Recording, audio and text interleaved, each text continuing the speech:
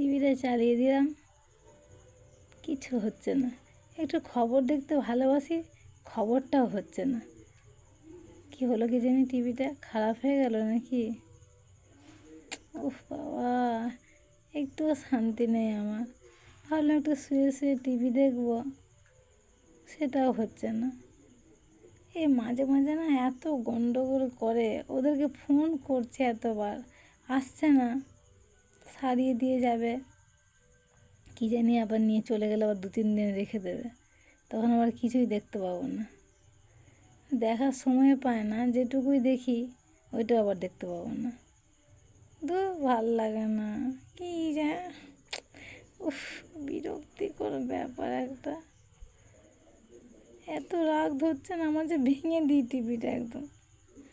মা বলেছিল না কোনো জিনিস ভাঙতে নেই, সেই